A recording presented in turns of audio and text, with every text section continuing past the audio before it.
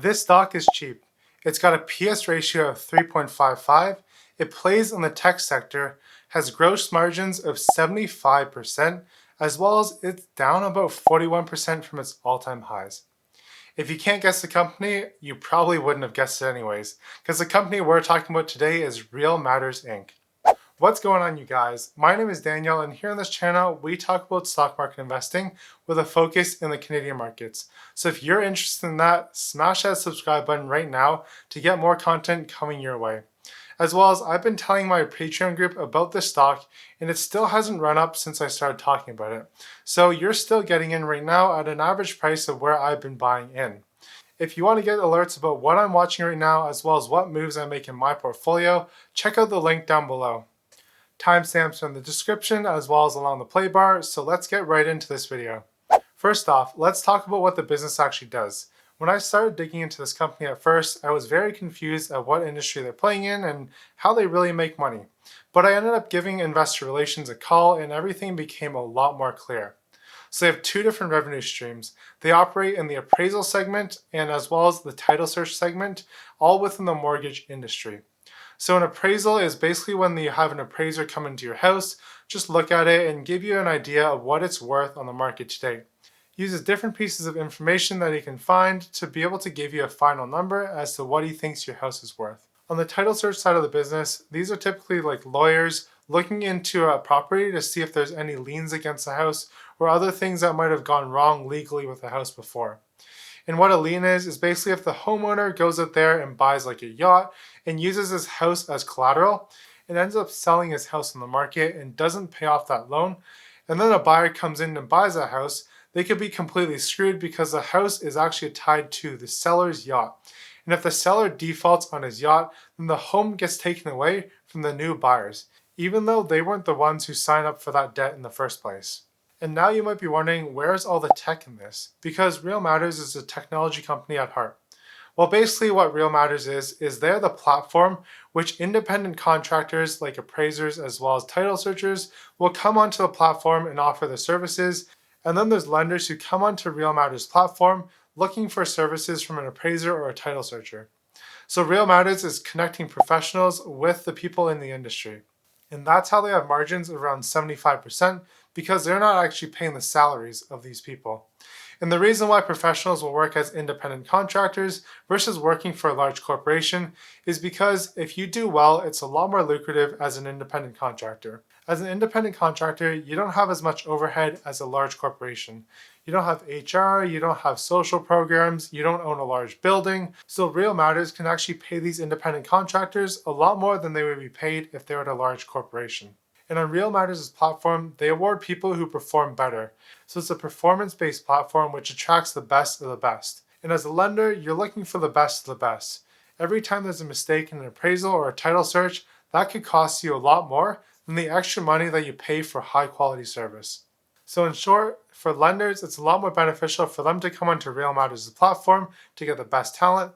And for people who work in the appraisal as well as title search segments who want to earn more money, they're going to be coming to Real Matters' platform and signing up as an independent contractor. Now looking at the stock chart and why the stock has fallen quite far. So you can see at the beginning of August, the share shot up to around $32 per share, and since then it's dropped all the way down to $19.19 today. That's a 41% decline. However, in the year 2020, which ended on September 30th, the company grew its revenues around 41%. But the reason why the stock sold off is because in the last two quarters during the whole pandemic, the revenue increase declined quite a bit. The first two quarters in Q1 and Q2, revenue increases were around like 60 to 70%. However, in Q3 and Q4, it declined to 30 and 15%. And these numbers ultimately shocked investors. However, I don't think a 40% decline is warranted here because the company is still growing its revenues in these past two quarters, and they will probably continue growing their revenues once we come out of the pandemic. In terms of total market share, on the title side, Real Matters only has captured about 2% of the market, and that market is highly fragmented.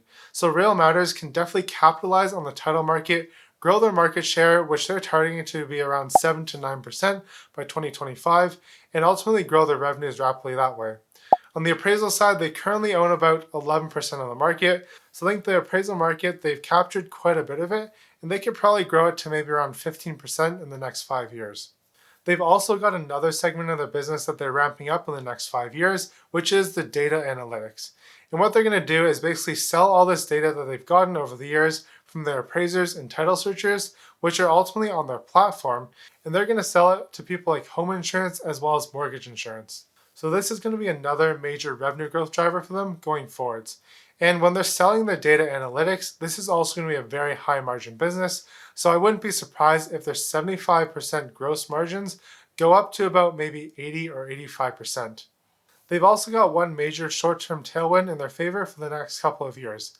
The fact that interest rates are at record lows right now, people in America are looking to refinance their homes. And mortgage financing in the States works a lot differently there than in Canada. So over here in Canada, we usually get like a fixed rate for 5 years. However, in the States, everyone gets a fixed rate for 30 years, essentially the entire mortgage loan period. And people can refinance at any point in time. So a lot of people probably had mortgages around 3 to 4 or 5% in the past decade or so. And those people are looking to refinance a mortgage as mortgage rates have dropped to like 1 or 2%. And when refinancing activity happens, Real Matters' services are needed for that. This is going to be a huge revenue growth driver for them going forwards, assuming that we get out of the pandemic in this next year. The last thing that I'll bring to your attention that no one will ever talk about is the fact that Real Matters bought quite a few of their shares in the March lows. And I think that this is just because a lot of people are very lazy and they skim over the reports, but I dug deep into them and found that Real Matters bought back around 3.2 million shares at an average cost of $10 USD, which is around $13 Canadian. And when you look at the stock chart for Real Matters, the last time they were at $13 was the beginning of April.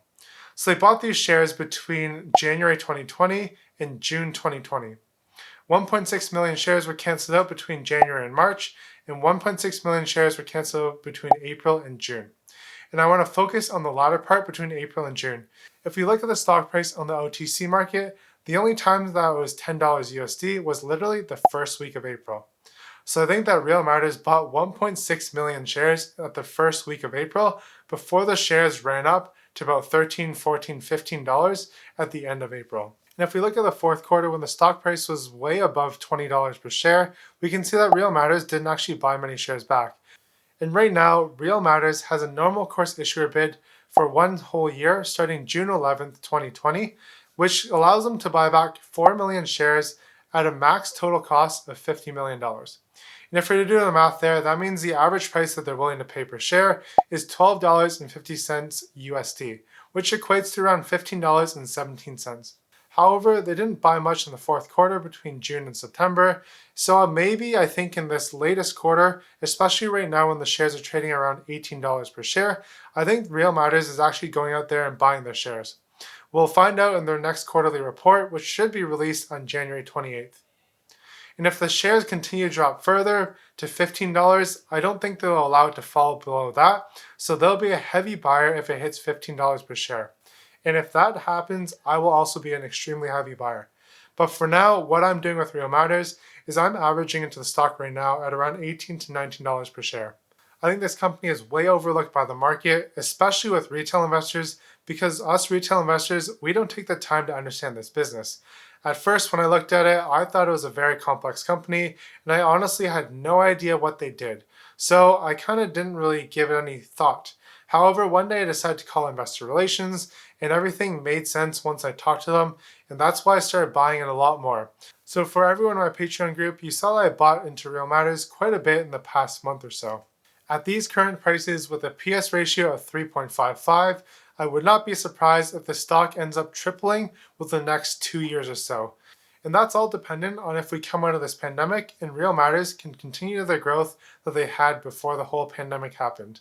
That's all I have for you guys today. Leave a thumbs up down below if you enjoyed this video, and if you're buying into Real Matters or have any more insights, let me know in the comments down below.